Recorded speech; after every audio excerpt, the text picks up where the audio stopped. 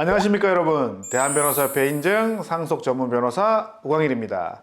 여러분, 이번 시간에는 상속재산 분할 협의할 때 여러분들이 조금 주의했으면 하는 사항 3가지에 대해서 알려드리도록 하겠습니다.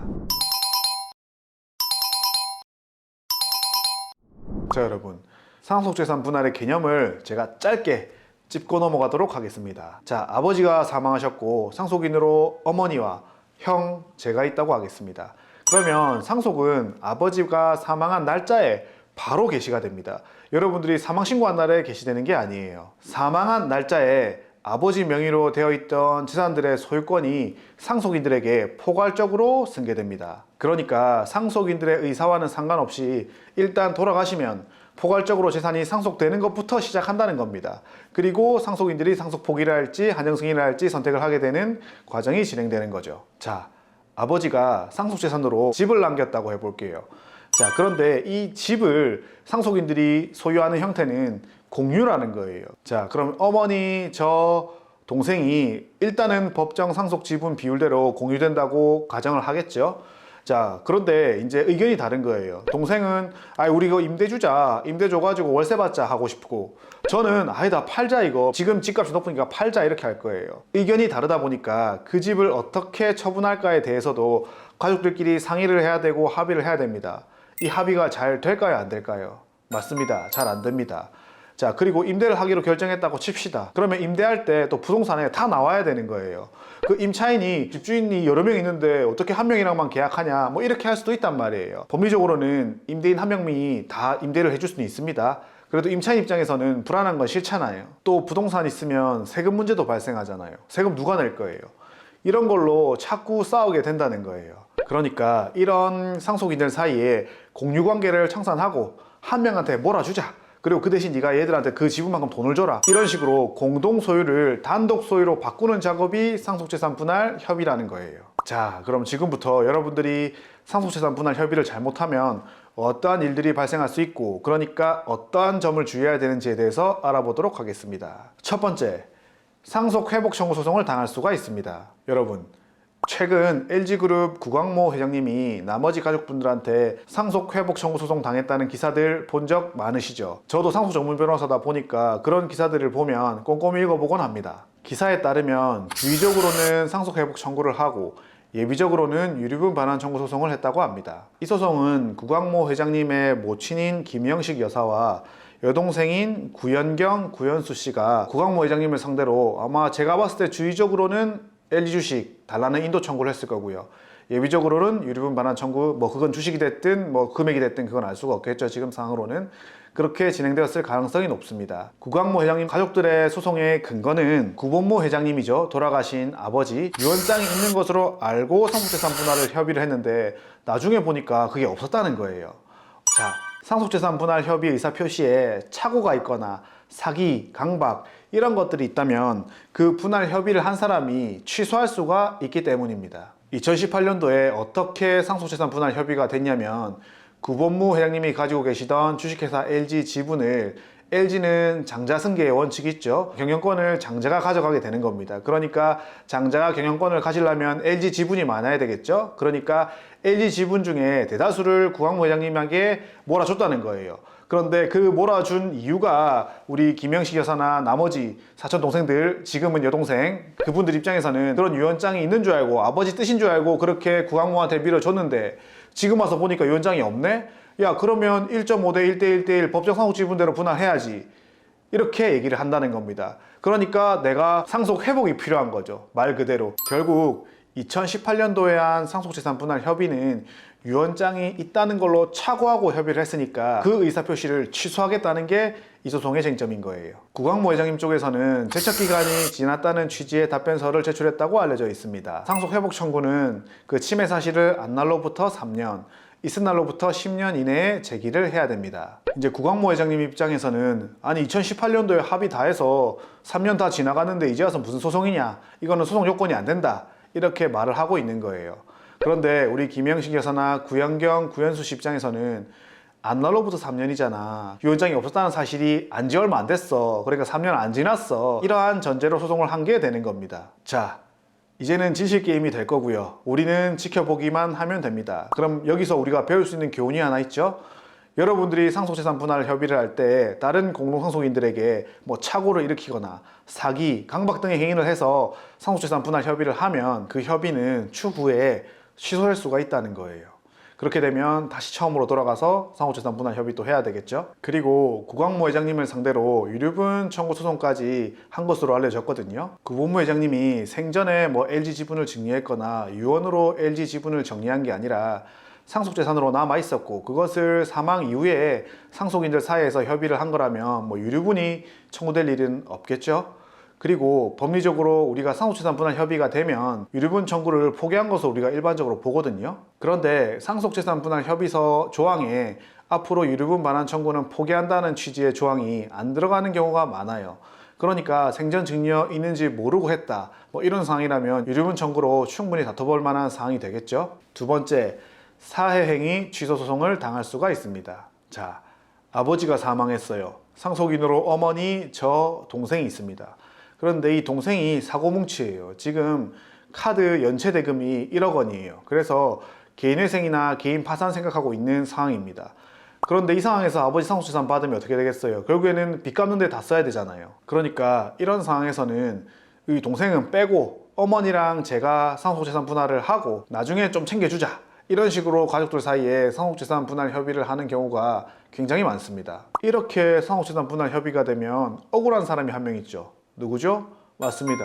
동생의 채권자인 카드 회사입니다. 동생이 법정 상속 지분 비율대로 일단 돈을 받아야 그럼 그 돈을 우리가 집행을 해서 우리 채무 변제에 사용할 수 있는데, 동생이 상속재산을 안 받으면 우리는 동생한테 돈 받을 길이 없단 말이에요. 이러한 상황을 봐주게 된다면 불공평하죠, 카드회사 입장에서는. 그러니까 이걸 바로잡을 필요가 있는 거예요. 그러니까 여러분들이 이런 식으로 상속재산 분할 협의를 하게 되면 카드회사, 즉 동생의 채권자들로부터 사해행위 취소소송을 당하게 되는 겁니다. 쉬운 말로 풀어보면 사해행위 취소소송은 우리 채권자의 기회를 여러분들이 빼앗아 간 거잖아요. 여러분들이 그렇게 협의를 해서. 그러면 그 협의를 취소시키겠다 그 말이에요. 그리고 동생 몫을 내한테 들고 와라, 그래서 빚 갚아라, 이렇게 상황을 만들게 되는 소송이 들어오게 된다는 겁니다. 어머니나 저는 동생 몫까지 얹어서 우리가 협의하기로 했으니까 많이 받아갔잖아요, 기본보다. 그러면 동생 몫은 다시 토해내야 되는 그런 상황이 되는 겁니다. 그런데 여러분, 똑같은 상황에서 동생이 상속 포기를 해도 문제가 발생하지 않는 경우가 있습니다. 그것은 바로 동생이 법원에 상속 포기 신청을 하는 거예요. 동생이 법원에 하는 상속 포기는 사행위 취소 대상이 되지가 않습니다. 어머니와 형, 동생끼리 동생은 상속 포기를 하고 그 지분을 형이랑 어머니가 더 넘겨준다, 그리고 나중에 좀 챙겨준다, 이런 협의는 우리들끼리 얘기하는 거고, 지금 여기서 말하는 상속 포기는 법원에 신청하는 상속 포기를 말하는 겁니다. 동생이 법원에 하는 상속 포기는 재산권적 법률행위가 아니라 인적 결단 요소가 강하기 때문에 사해행위 취소 소송의 대상이 되지 않는다는 겁니다. 자, 그러면 또 이런 질문을 합니다. 그러면 카드회사에 빚 안 갚으려고 법원에 상속 포기하면 되겠네요? 맞습니다. 그런데 법원에 상속 포기를 하게 되면 상속 개시시로 소급하여 상속인이 아닌 것처럼 되거든요. 그러면 이제 나는 진짜 상속인이 아니게 되는 거예요, 동생은. 그러면 형이랑 엄마가 나중에 안 챙겨주면 어떡할 거예요? 안 챙겨주면 받을 길이 없어지는 겁니다. 그러니까 여러분들이 머리를 써서 막 빚을 안 갚으려고 해도 그런 상황을 만드는 것이 쉽지가 않습니다. 세 번째, 예상하지 못한 증여세를 내야 될 수도 있습니다. 제가 상담을 꽤 많이 하는 사건들입니다. 자, 아버지가 사망하셨고 상속인으로 형이랑 제가 있었습니다.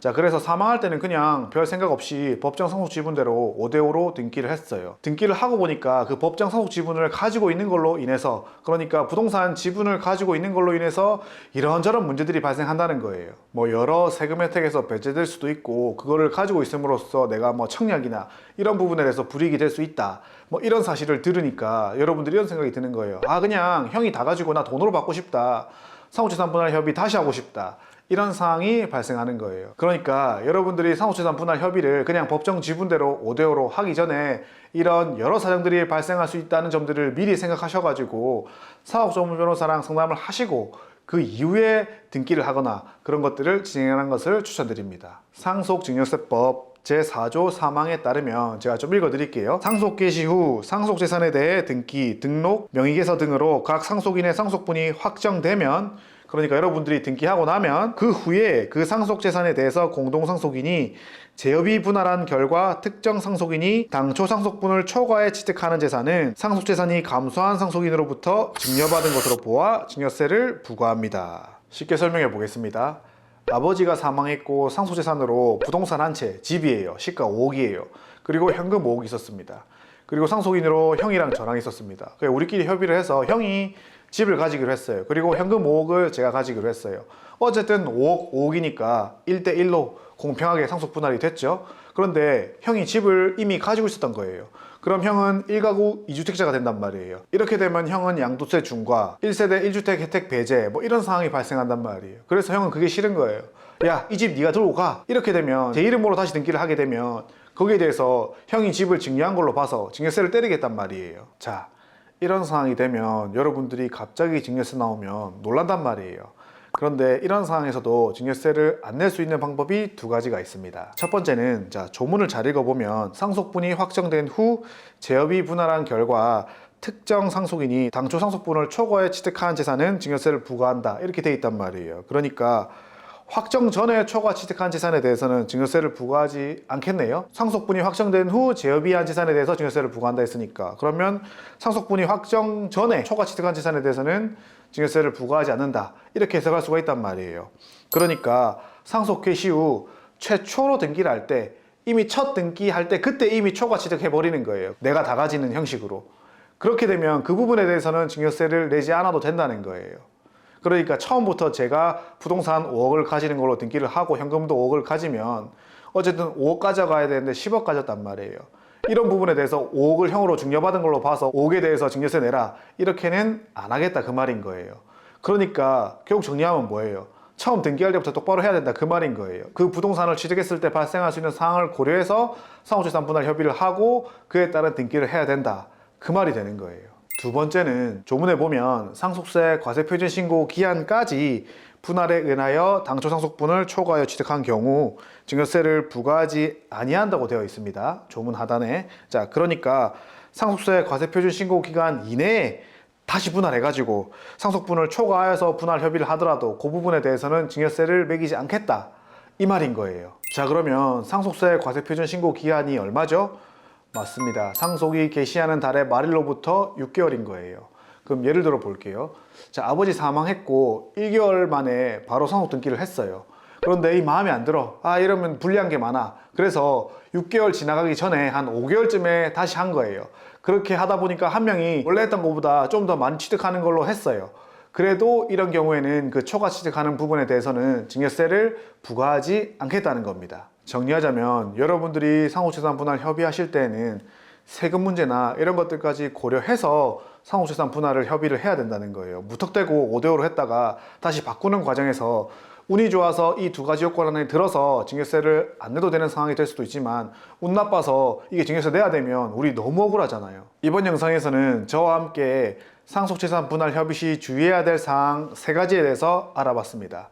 자, 제가 항상 말씀드리는 또 추가적으로 한 게 인감도장이랑 인감증명서 달라 했다고 그냥 주면 되나요? 안 되나요? 안 되죠? 이런 것들은 제가 오늘 특별히 말하진 않았습니다. 자, 이번 영상이 여러분에게 도움이 되셨다면 구독과 좋아요, 알림 설정까지 부탁드리겠습니다. 저는 다음 영상으로 돌아오겠습니다. 안녕!